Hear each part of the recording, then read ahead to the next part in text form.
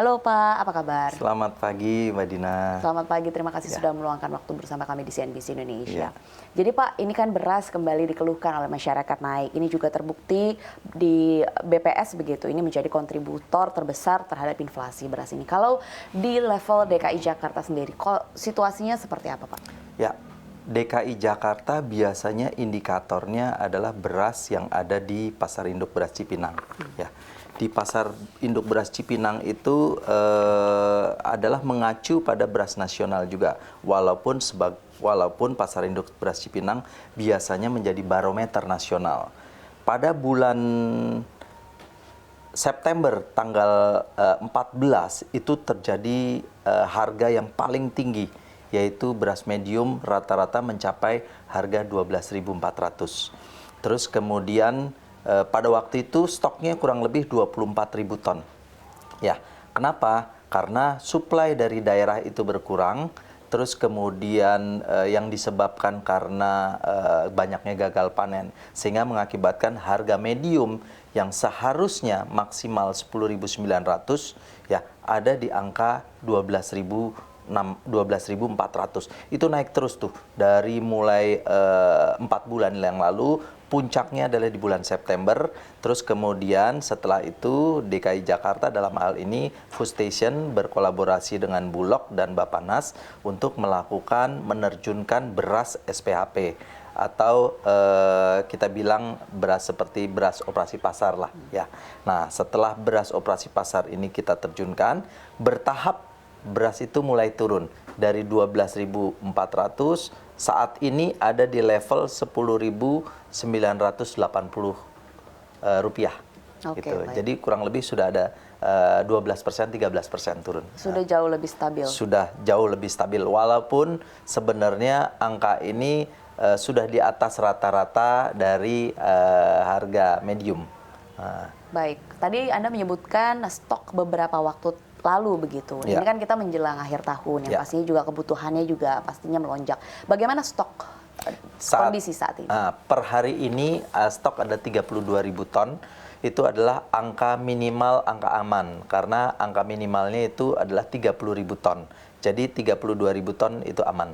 Oke, Ya. baik. Tadi Anda juga menyebutkan nih salah satu sentimen yang membuat kemarin harga beras sempat melonjak tinggi begitu adalah karena gagal panen. Ini Betul. tentunya karena ada musim kemarau yang berkepanjangan begitu ya Pak ya. Apakah ini masih berpengaruh sampai sekarang? Mungkin siap-siap nih akhir tahun, kemudian akhir tahun ini kan cukup dekat dengan Idul Fitri yang pastinya kebutuhannya juga pasti akan terus melonjak. Ya, jadi begini. Yang pertama, salah satu penyebab dari tingginya harga beras karena harga bahan baku. Harga bahan baku disebabkan oleh satu karena gagal panen, yang kedua antara tidak seimbangnya antara demand dan supply. Saat ini bisa kita bilang supply-nya kurang lebih 30 juta sampai 31 juta ton. Sementara demand-nya Indonesia itu 32 juta ton, sehingga ada shortage kurang lebih 1 juta ton. Ya, ditambah lagi dengan adanya fenomena cuaca El Nino ini mengakibatkan turunnya produksi, sehingga kemungkinan produksinya di bawah 31 juta ton. Nah, oleh sebab itu yang dilakukan oleh pemerintah dalam hal ini Bappenas menugaskan Bulog untuk melakukan import dari beberapa negara seperti Thailand, Vietnam, terus kemudian Myanmar, Pakistan dan lain sebagainya. Nah, perkiraan kami ya, bahwasannya bila mana import dari Bulog tersebut tidak berjalan lancar, ya kemungkinan akan terjadi sedikit lagi kenaikan lagi. Namun demikian, kita masih cukup optimis bahwasannya di bulan Januari Februari akan ada mulai panen lagi. Gitu. Oke, baik. Berarti ada sejumlah upaya yang sudah dilakukan oleh Food Station bekerja sama dengan yang di level pemerintah pusat begitu ya, untuk mengintervensi atau menstabilkan harga beras itu sendiri. Iya, mulai dari tadi operasi pasar yang apakah masih berlanjut sampai sekarang? Masih berlanjut sampai sekarang. Untuk mengantisipasi akhir tahun ini. Untuk mengantisipasi akhir tahun, apalagi tahun ini adalah bisa dibilang menjelang tahun politik ya. Jadi bagaimana tahun politik ini kita sebagai BUMD ketahanan pangan harus memastikan ketersediaan pasokan tersebut. Ini akan menjadi pertanyaan saya lumayan agak panjang karena ini lagi diangkat juga nih oleh para capres-cawapres ya mengenai ketahanan dan juga kemandirian pangan di Indonesia. Tapi di luar upaya tadi operasi pasar, kemudian ada impor juga begitu untuk menstabilkan. Ada upaya lain kah Pak yang rencananya akan dilakukan oleh Food Station untuk menstabilkan harga beras? Ya, jadi kalau kita bicara kestabilan harga beras itu kita mulai dari hulu dulu. Ya, di hulu kami bekerja sama dengan kurang lebih 140 sampai 150 gapoktan atau gabungan kelompok tani yang mengolah lahan kurang lebih 10.000 hektar. Nah, kami di situ sebagai off-taker-nya atau garantor untuk menerima panennya mereka. Itu yang dilakukan yang pertama.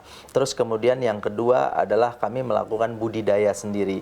Budidaya sendiri kita targetkan tahun ini adalah 1.000 hektar, ya. Tahun depan 12.500 hektar. Nah, alhamdulillah untuk tahun ini sudah terrealisasi 10.000 hektarnya, 1.000 hektarnya untuk budidaya sendiri. Itu merupakan langkah-langkah di hulunya.